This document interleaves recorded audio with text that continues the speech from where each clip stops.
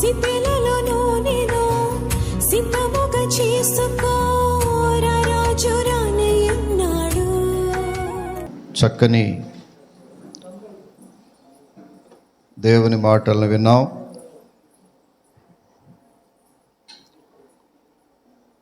కొన్ని వాక్యాలు వినడానికి కఠినంగా ఉండొచ్చునేమో కానీ ప్రియులరా, దాని యొక్క లోతు, వాక్యం యొక్క లోతైన సత్యాన్ని అర్థం చేసుకుంటే దావీదు భక్తుడు, అందుకే దావీదు దేవునికి ఇష్టడిగా ఉన్నాడు. నా ఇష్టానుసారుడైన మనుషుడు. మామూలు విషయం ఆ మాట చెప్పటం. ఈ కాంగ్రిగేషన్లో, ఈ సభలో నా ఇష్టానుసారమైన ఒక మనుషుడు ఉన్నాడు అని చెబితే ఆ మనిషి ఎంత సంతోషపడతాడు. పాస్టర్ గారికి నేనంటే ఎంత ఇష్టం. ఎలా ఇష్టడు అవుతావు? అదంత సులువైన విషయమా? పాఠశాలలో క్లాస్ రూమ్లో 50 మంది విద్యార్థులుంటే ఒక విద్యార్థి టీచర్ గారికి అత్యంత ఇష్టడైనటువంటి విద్యార్థి ఉన్నాడంటే అంత సామాన్యమైన విషయం. ఆ విషయం అతనిలో ఎన్నో గొప్ప లక్షణాలు ఉండాలి. ఆ విద్యార్థి ఒక ఉత్తమమైన విద్యార్థి అయి ఉండాలి, లేకపోతే ఆ టీచర్ గారు అంతగా ఆ బిడ్డని అభిమానించదు. దావీదు భక్తుడు దేవునికి ఇష్టానుసరుడైనటువంటి మనుషుడు. చూడండి, అతడు ఒక సమయంలో రెస్ట్ తీసుకున్నాడు. ఆ జీవితం అంతా యుద్ధాలే, ఎక్కడ చూసినా ఎన్ని యుద్ధాలు, చుట్టూ శత్రువులు. ఆశ్రమం గారికి ఎందుకు వచ్చిందో ఒక అనుమానం ఈ మధ్య నన్ను ఒక 4 రోజుల క్రితం ప్రశ్న వేశారు. ఏమండి, దావీదు భక్తుడు ఎప్పుడు ఏ కీర్తన చూసినా మొట్టమొదటి 2-3 వచనాలు ఆయన బాధలే చెప్తాడు. ఏంటండి, నేను కృంగిపోతున్నాను ప్రభువా, మరణ వేదన నాకు కలిగింది ప్రభువా, మరణ భయము నన్ను వెంటాడుతుంది ప్రభువా, నా శత్రువులందరూ నా చుట్టూ నా మీద విల్లు ఎక్కుపెట్టి బాణములు సంధించటానికి సిద్ధంగా ఉన్నారు ప్రభువా, నాకు అనేక భయములు, నేను గువ్వవలే మూలుగుతున్నాను ప్రభువా, ఇంటి మీద ఒంటిగా ఉన్న పిచ్చుకవలే ఉన్నాను ప్రభువా నేను. ఆయన కీర్తనలో భాగాలు చదువుతుంటే, చదివారు ఎప్పుడైనా కీర్తనలు? 150 అధ్యాయాలు, 150 చాప్టర్స్ ఉన్నాయి దావీదు భక్తుడు రాసిన కీర్తనలు. అన్నీ ఆయన రాయకపోయినా కొన్ని ఇతరులు రాశారు అనుకోండి. What a beautiful narration. All his sufferings, ఆయన బాధలన్నీ ఆ రాసే విధానం చూస్తే, ఆ పొయిటిక్ లాంగ్వేజ్ చూస్తూ ఉంటే, ఆ పద్య విధానం చూస్తూ ఉంటే ఎన్ని బాధలు పడ్డాడు. బాబు చెప్పాడే, ఆ దావీదు జీవితం అంతా యుద్ధములే. యోబు మాట్లాడతాడు, నరుని కాలము యుద్ధకాలమే కదయా, నీ కాలం ఏం కాలం? ఇది యుద్ధకాలమే. ఒక సమస్య పరిష్కారం దొరికిందంటే మళ్ళీ రెండవ సమస్య ఏదో ఫ్రెష్ ప్రాబ్లం మార్నింగ్ కల్లా రెడీ అయిపోద్ది కదా. అమ్మయ్య ప్రశాంతంగా ఉన్నాం అనుకుంటారు కొంతమంది గృహంలో. ఒట్టిదే, మళ్ళీ రాత్రే అర్ధరాత్రే. మొన్న అర్ధరాత్రి ఫోన్ వచ్చింది మాకు. ఏంటంటే పెద్ద సమస్య, 12 గంటలకు ఫోను, సమస్య. అరే ప్రశాంతంగా ఉన్నాం, సంఘం ప్రశాంతంగా ఉంది, మళ్ళీ ఇదేం ఫోన్ ఇది? కుర్రాడు పడిపోయాడంట, ఫోన్ ఏంటి పరిస్థితి? నరుని కాలం యుద్ధకాలమే. గుర్తుపెట్టుకోవాలి దయచేసి, ప్లీజ్ రిమెంబర్ ఇట్. నీ కాలము యుద్ధకాలమే, మర్చిపోవద్దు. ఒకవేళ నువ్వు ప్రశాంతంగా ఉన్నావు అనుకుంటున్నావా, నీ కాలం యుద్ధకాలమే, నరుని కాలం యుద్ధకాలమే. ఇది బైబిల్ మాట, ఇది దేవుని మాట. ఇది నీ కాలములో అన్ని యుద్ధములే. ప్రతి యుద్ధమును జయించటానికి దేవుడు ఏం చేశాడు? యుద్ధము యెహోవాదే అన్నాడు దావీదు. యుద్ధాలు రాక మానవు ఏమా, ప్రభు ఎప్పుడు ప్రార్థన చేయబాకండి, ప్రభువా మా జీవితంలో యుద్ధంలో ఎప్పుడు రాకుండా ప్రశాంతంగా ఉండాలి. ఉండలేవు. మానవుడు ప్రశాంతముగా ఉండలేడు. ఎందుకనగా మానవుని జీవితములు అన్ని యుద్ధములే. సరే, ఒకరోజు యుద్ధాలన్నీ సమస్య పోయి దేవుడు దావీదు భక్తునికి నెమ్మది కలుగు చేశాడు. దేవుడు మనకి ఎప్పుడు కొన్నిసార్లు నెమ్మది కలుగు చేస్తాడు. రాజ్యము నెమ్మదిగా ఉండేను అని ఉంది బైబిల్. దావీదు టైంలో ఒక సమయంలో రాజ్యము నెమ్మదిగా ఉండేను. ఏమి అలలు లేవు. జీవితాలు కొన్నిసార్లు నెమ్మదిగా ఉంటాయి. గుర్తుపెట్టుకోండి, ఒక మంచి మాట చెప్తాను నేను ఈరోజు. నీ కుటుంబంలో నీ జీవితంలో ఎప్పుడు నెమ్మది కలిగిందో అప్పుడే ప్రమాదం. అర్థమైంది అనుకుంటానే. ఈ రోజున మా కుటుంబంలో అన్నీ చక్కగా బాగున్నాయండి, అన్ని అసలు ప్రశాంతంగా ఉన్నామండి అయ్యా, భోజనానికి సమృద్ధిగా ఉంది, తినిన ఆహారం బ్రహ్మాండంగా అరుగుతూ ఉంది. కొంతమంది తింటే అరగదు, అరుగుతుంది.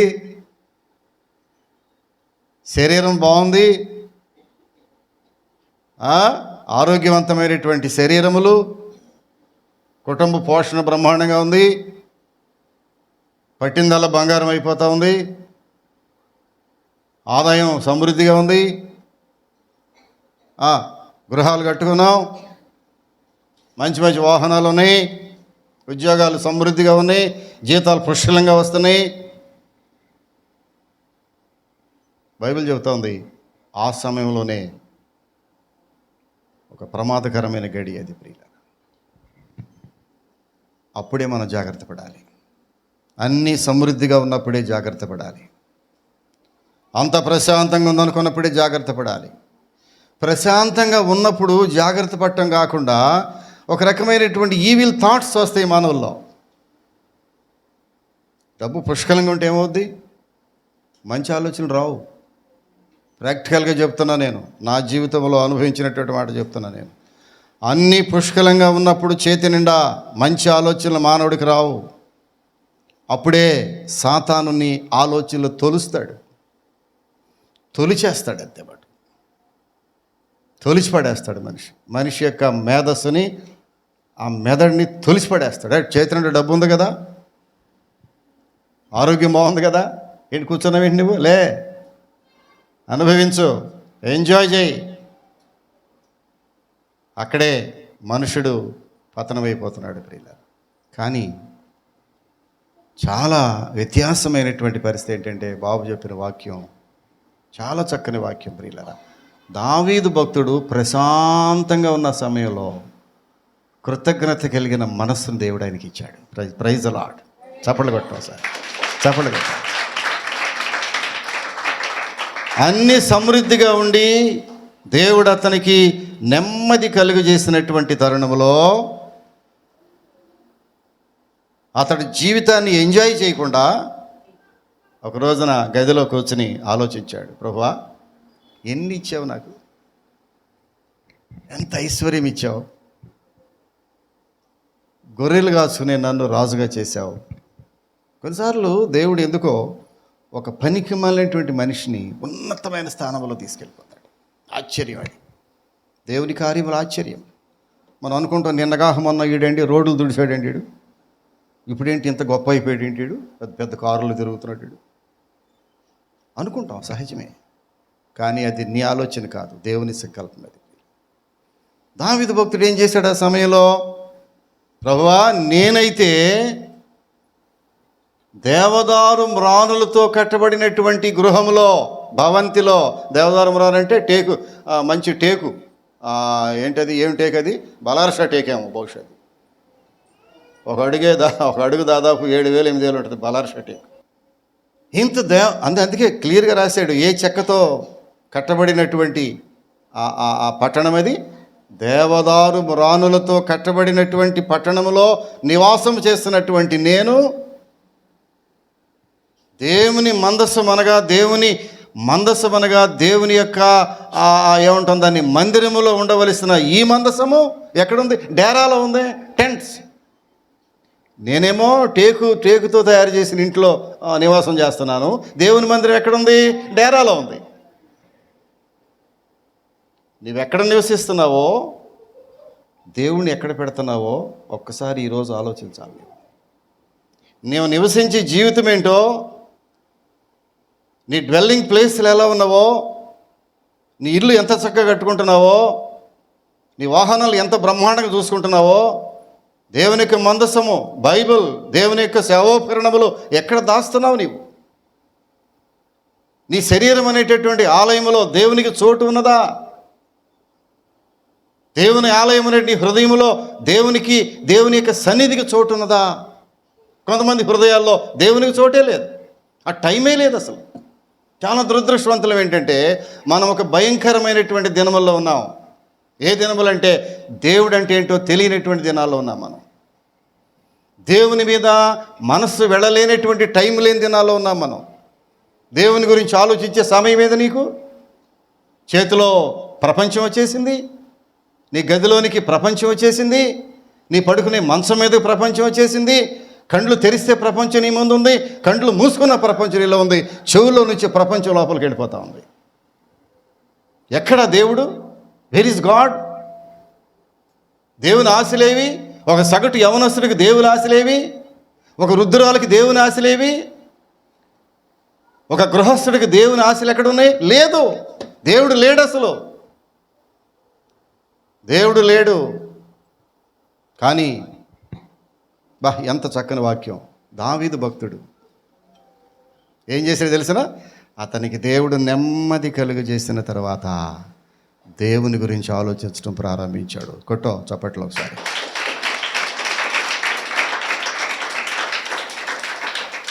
నెమ్మది కలుగజేసిన తర్వాత అతడు తన ఇంటిని గురించి కానీ, బిడ్డల గురించి కానీ, ఆస్తిని గురించి కానీ, అతని యొక్క రాచరికం గురించి కానీ, అతని యొక్క ప్రజల గురించి కానీ దేని గురించి ఆలోచించడం మానేసి దేవుని మందిరం కట్టాలని, దేవుని మందిరమునకు మొదటి ప్రాధాన్యత, ఫస్ట్ ప్రిఫరెన్స్. మొదటి ప్రాధాన్యత ఎవరికి? దేవునికి. మొదటి ప్రాధాన్యత దేవుని మందిరానికి. మొదటి ప్రాధాన్యత దేవుని సేవకులకు. మొదటి ప్రాధాన్యత దేవుని వాక్యమునకు. మొదటి ప్రాధాన్యత ప్రార్థనకు. ఉందా నీ జీవితంలో? చాలామంది జీవితాల్లో లేదు. బహిరంగముగా ఈ వాక్యమును ప్రపంచానికి చాటిస్తున్నాను నేను. నీ జీవితంలో మొదటి ప్రాధాన్యత దేవునికి ఇవ్వగలుగుతున్నావా?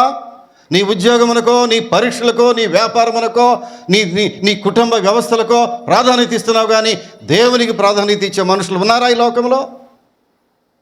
దావీదు భక్తుడు ప్రియులరా, తన తన తన రాజ్యము నెమ్మదిగా ఉన్నప్పుడు, తన కుటుంబము నెమ్మదిగా ఉన్నప్పుడు, తన ఆర్థిక పరిస్థితులు పుష్కలంగా ఉన్నప్పుడు, తనకు భోజనము సమృద్ధిగా దొరుకుతున్నప్పుడు, తనకు మంచి నిద్ర పడుతున్న సమయంలో, మంచి ఆరోగ్యాన్ని ప్రవహిస్తున్నప్పుడు ఏం గుర్తొచ్చింది? దేవుని మందిరం గుర్తొచ్చింది. కొంతమందికి కుందికట్లుగాడికి వచ్చిన తర్వాత ఏంటది? మనుషుడు దేవుని మందిరానికి ఎప్పుడు వస్తున్నాడు చెప్పండి? కుందికట్లుగాడికి వచ్చిన తర్వాత. అంటే జీవిత చరమాంకంలో, అంటే బాగా దెబ్బలు తిన్న తర్వాత, అంటే ఈ లోకంలో ఆ ఆదరణ ఎక్కడ దొరకని పరిస్థితుల్లో, అంటే ఇక మరణానికి చేరువయ్యే పరిస్థితుల్లో, అంటే ఇక ఆరోగ్యము నాకు కుదుట పడదు అనుకున్న పరిస్థితుల్లో, అంటే ఆర్థికంగా నేను ఇక కోలుకోలేను అనే పరిస్థితిలో, అప్పుడా దేవుడు గుర్తొచ్చేది నీకు? చాలా పొరపాటు పడుతున్నావు మనుషుడా, చాలా పొరపాటు పడుతున్నావు. ఈ వాక్యం చెప్పడం నేనేం భయపడినావు, నువ్వు చాలా పొరపాటు పడుతున్నావు. ఎందుకో తెలిసినా? నీకు అన్ని సమృద్ధిగా ఉన్నప్పుడే, అన్ని సమృద్ధిగా ఉన్నప్పుడే వర్షము వాన వచ్చి మరలా వర్షము రాకముందే, వాన వెలిచిన తర్వాత తిరిగి మరలా వర్షము రాకముందే, నీ బాల్య దినములందే అన్నీ బాగున్నప్పుడే నీ సృష్టికర్తను స్మరణకు తెచ్చుకొనము. ఇది బైబిల్ వాక్యం. అర్థమైతే ఒక్కసారి హల్లెలూయా చెప్తాం. నీ సృష్టికర్త అయిన దేవుణ్ణి ఎప్పుడు గుర్తు చేసుకోవాలి? నీ బాల్య దినములందే.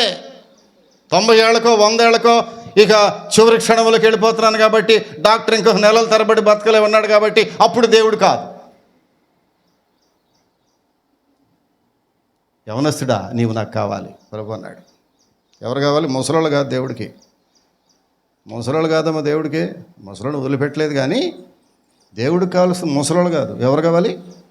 యవనస్తుడా, నీవు నాకు కావాలి. దావీదు ఏం చేశాడు? అప్పుడు గుర్తు చేసుకుందాం. దావీదు ఏం చేశాడు? పొడుకుని ఆలోచించాడు. నేనైతే ఈ భవనంలో ఉన్నాను, మందసం ఎక్కడుంది? డేరాలో ఉంది. వద్దో, ఇది కరెక్ట్ కాదు, ఇది నా జీవితానికి మంచిది కాదు, నా బిడ్డలకు మంచిది కాదు. అన్ని సమృద్ధిగా ఉన్నగా నేను దేవుణ్ణి సేవించకపోవటం అనేది నా బిడ్డలకు మంచిది కాదు. అర్థం చేసుకున్నావా తండ్రి? అర్థం చేసుకుంటున్నావా తల్లి? అన్ని సమృద్ధిగా ఉన్నప్పుడు దేవుణ్ణి మర్చిపోవటం వల్ల ఎవరికి ఇబ్బంది? నీ బిడ్డలకి ఇబ్బంది అని జ్ఞాపకం చేసుకోవాలి. నీ బిడ్డల మీదకి ఆశీర్వాదం రావాలంటే ఏం చేయాలి? దేవుణ్ణి స్మరించుకోవాలి. అప్పుడు దావీదు భక్తుడు భయపడి అన్నాడు, ఎవరిని అడగాలి? ఎవరిని సంప్రదించాలి? ఎవరు లేరు ఆయనకి రాజ్యంలో? సామంతరాజులు ఉన్నారు, చక్రవర్తులు ఉన్నారు, క్యాబినెట్ ఉంది, మంత్రిమండలి ఉంది, ఉప ముఖ్యమంత్రులు ఉన్నారు, మంత్రులు ఉన్నారు. ఎవరిని పిలిస్తే రారు? సలహాదారులు ఉన్నారు, చీఫ్ అడ్వైజర్స్ ఉన్నారు, ముఖ్య సలహాదారులు ఉన్నారు. ఎవరిని పిలిచాడు దావీదు? పాస్టర్ గారిని పిలిచాడు. కొట్ట మళ్ళీ చప్పట్లు ఒకసారి.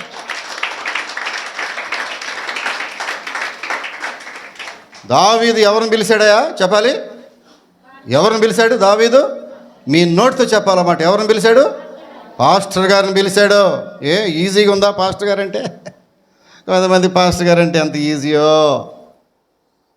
ఏం బాబు, నేను అలాంటి వాడిని కాదు.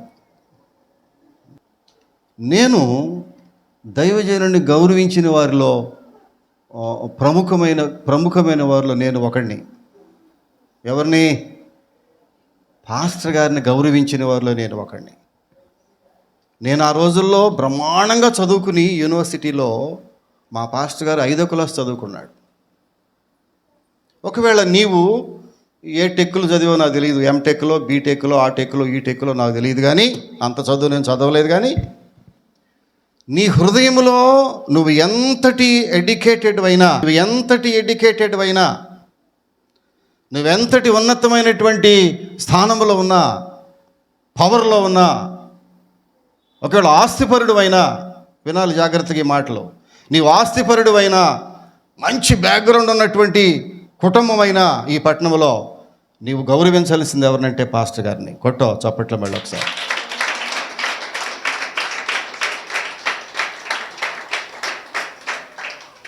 నీ హృదయంలో నిజమైన గౌరవము నీ సంఘ కాపరి మీద ఉంటే అది ఒక గొప్ప ఆశీర్వాదం నీ కుటుంబానికి. కొంతమంది ఫ్యామిలీ డాక్టర్ని పూజ చేస్తారు.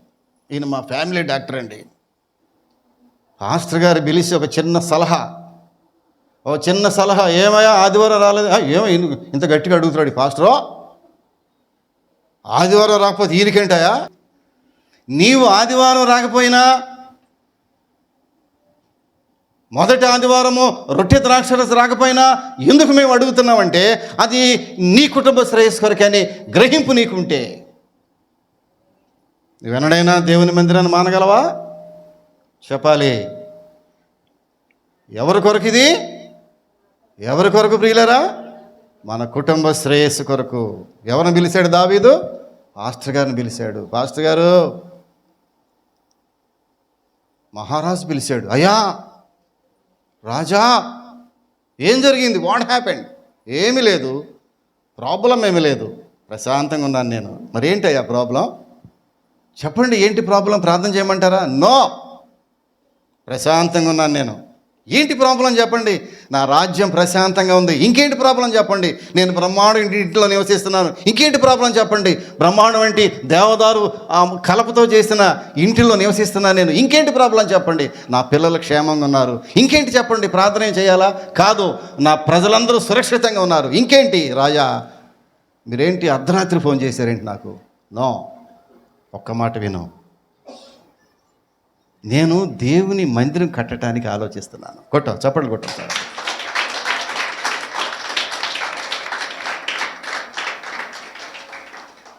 What a beautiful thought. అదిరిపోయాడు పాస్టర్ గారు. రాజా, ఈ సమయంలో నీవు రెస్ట్ తీసుకోవాల్సిన సమయంలో సంవత్సరాల తరబడి యుద్ధాలు చేసి కొంచెం రెస్ట్ దొరికితే ఈ సమయంలో నువ్వు రెస్ట్ తీసుకో. కాదు పాస్టర్ గారు, ఇప్పుడు నేను దేవుని మందిరం కట్టాలి నేను. ఎందుకంటే మందసాన్ని చూస్తే బాధపడుతున్నాను నేను. ఎక్కడుందో అది డేరాలో ఉందయా. దేవునికి ఒక మందిరం కట్టాలి. ఎంత ఆశపడ్డాడు. ఆశ నీకుందా? వారమంతా సుఖపడుతున్నావా? వారమంతా దేవుని వాక్యం లేదా? వారమంతా నీ ప్రయత్నంలో నీవు ఉన్నావా? వారమంతా వ్యాపారం చేస్తున్నావా? వారమంతా ఉద్యోగాలు చేసుకుంటున్నావా? వారమంతా నీ యొక్క కార్యకలాపాల్లో నిమగ్నమై ఉన్నావా? ఒక్క ఆదివారం నీకు గుర్తొస్తుందా దేవుని మందిరము? ఎంతకాలము చెప్పాలి నీకు? నేను ఇక్కడ కూర్చున్న కాంగ్రిగేషన్ మాత్రమే ఈ వాక్యం చెప్పటం లేదు. లక్షల మంది వింటున్నారు ఈ వాక్యాన్ని కూడా. దాదాపు కొన్ని లక్షల మంది ఈ వాక్యం తిలకిస్తున్నారు. ప్రియులారా, నీకు ఆదివారం వచ్చిందంటే దేవునికి ఇవ్వాల్సిన సమయం గుర్తు రాకపోతే ఎంతకాలము దేవుడు ఎంతకాలము దేవుని సేవకులు బాధ్యత వహిస్తారు? ప్రియులారా, దావీదు భక్తుని యొక్క జీవితం, అందుకే అతడు దేవునికి ఇష్టానుసారమైన మనుషుడయ్యాడు. 15వ అధ్యాయం నేను చదువుతాను. 13 వచనం. తన స్నేహితుల కొరకు తన ప్రాణము పెట్టివాని కంటే ఎక్కువైన ప్రేమ కలవాడెవడునూ లేడు. తన స్నేహితుల కొరకు తన ప్రాణము పెట్టివాని కంటే ఎక్కువైన ప్రేమ కలవాడెవడునూ లేడు. ప్రియులారా, ఎవరు? యేసు ప్రభు వారు స్వయంగా చెప్పిన మాట ఇది. నేను మీకు ఆజ్ఞాపించు వాటిని చేసిన ఎడలా మీరు నా స్నేహితులై ఉందరు. Praise the Lord. చప్పట్లు కొట్టాలి ఒకసారి.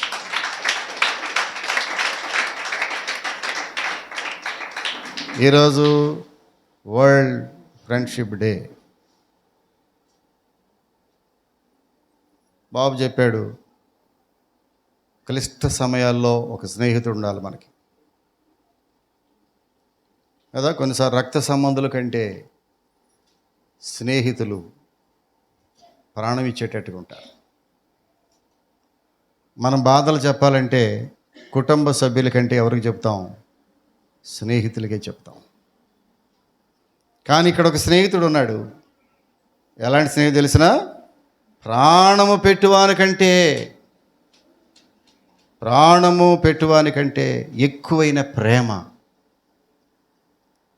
ప్రాణప్రదముగా ప్రేమించే ఒక స్నేహితుడు మనకున్నాడు.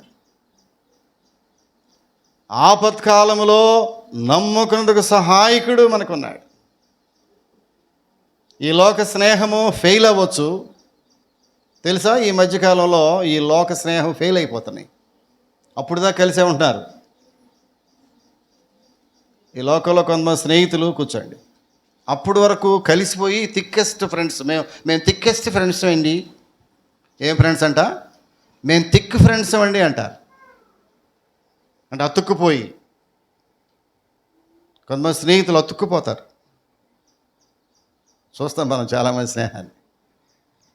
ఓ 6 నెలల తర్వాత ఆ అతుక్కుపోతున్న స్నేహితులే ఎడమొహం పెడమొహం.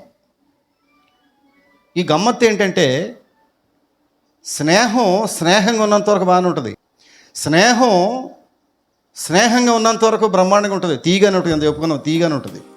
ఈ స్నేహం తిరగబడిందో ప్రాణాలు తీసేసుకుంటుంది.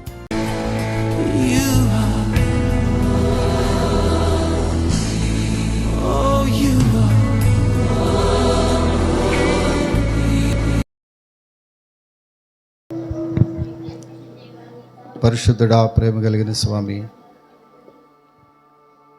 మంచి వాక్యం ద్వారా మాతో మాట్లాడారు. దావీదు భక్తుడు సమృద్ధి కలిగిన జీవములో ఉండగా తన యొక్క హృదయము కృతజ్ఞతతో నిండిపోయి, సమృద్ధిలో నుండి కృతజ్ఞతలోనికి నిండినటువంటి హృదయము, కృతజ్ఞతలో నుంచి సమర్పణ జీవితం వచ్చేసింది.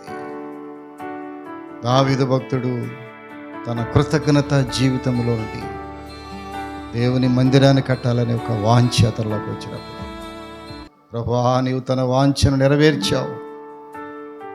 తన కుమారుడి ద్వారా ప్రపంచ ప్రఖ్యాతమైనటువంటి యెరూషలేము దేవాలయం నిర్మించటానికి ప్రభువా వారి చేతులు బలపరిచావు. నీతో స్నేహం చేశాడు తండ్రి. ఈరోజు మేము ఎవరితో స్నేహం చేస్తున్నామో, అబ్రహాము నీతో స్నేహం చేశాడు ప్రభువా. మోషే నీతో స్నేహం చేయగలిగాడు. ఎంతమంది నీతో స్నేహం చేసిన వాళ్ళు ఉన్నారు ప్రభువా. ఈ లోకంలో మాకంటే ముందు పరలోక రాజ్యములో చేరినటువంటి దైవజనులు, ఎలాంటి గొప్ప దైవజనులు ప్రభువా, నీతో నేరుగా సహవాసం చేసిన వాళ్ళు ఎంతమంది ఉన్నారు. భక్త్ సింగ్ గారు లాంటి వాళ్ళు నీతో స్నేహం చేసి ఎన్ని ఆత్మలు సంపాదించారు ప్రభువా. ఈ సమాజానికి ఒక ఆశీర్వాదకరమైన దైవజనులుగా ఉంచావు. డాన్లయ్య గారు ప్రభువా, నీతో సహవాసం చేసి ఎన్ని ఆత్మలను నీ కొరకు సంపాదించాడు. ఏసన్న గారు నీతో సహవాసం చేసి ఎన్ని సంఘములను నీ కొరకు నిర్మించాడు. పిఎం సామ్యులయ్య గారు నీ కొరకు దీవించి నీతో సహవాసం చేసి ప్రభువా ఆ పెంతెకొస్తు అనేటటువంటి ఆ సంఘాలను నిర్మించినప్పుడు ఎంతటి ఉజ్జీవము మా దేశంలో కుమ్మరించావు తండ్రి. మేము నీతో సహవాసం చేసేవారిగా చేయాలి. లోకంతో సహవాసం చేసిన ఎలా పతనం అయిపోయారో, యోదయస్క్రియత లాంటి వారు, దేమా లాంటి వారు ప్రభువా, లోతు భార్య లాంటి వాళ్ళు, సొలొమోను రాజు లాంటి వాళ్ళు లోకంతో సహవాసం చేసి వారి భక్తి జీవితాన్ని, విశ్వాస జీవితాన్ని కోల్పోయారు తండ్రి. మేము అలాంటి వారంగా ఉండటానికి వీల్లేదని నీవే మాకు స్నేహితుడిగా వచ్చావు. పరలోక రాజ్యాన్ని విడిచిపెట్టి తండ్రితో సమానంగా ఉండే భాగ్యము, అది భాగ్యమును ఎంచుకొనకుండా నిన్ను రిక్తునిగా చేసుకుని మరణం పొందినంతగా మా కొరకు తగ్గించుకుని ఈ లోకానికి వచ్చి ప్రభువా మాతో స్నేహం చేశావు. నిజమైన స్నేహితుడు నీవే. మాకు ఆపత్కాలంలో నమ్మకం సహాయకుడికి నీవే. సదాకాలం మాతో ఉండే దేవుడు నీవే. నిన్ను విడువను ఎడబాయనన్న స్నేహితుడు నీవే. ఈ లోక స్నేహం కొంతకాలం ఎడబాసుదేమో కానీ నీవెన్నడూ మమ్మల్ని ఎడబాసే దేవుడు కాదు. నిన్ను విడువను ఎడబాయను, నిబ్బరము కలిగి ధైర్యంగా ఉండు. అంతటి మంచి స్నేహాన్ని మాకు ఇచ్చావు తండ్రి. నీకు వందనాలు తెలియపరుచుకుంటున్నాను. ఈ వాక్యాన్ని అందించిన బిడ్డను బలపరచండి. ఈ వాక్యానికి ముద్ర వేసి కృప చూపించండి. యేసు నామమున అడుగుచున్నాము తండ్రి. ఆమేన్.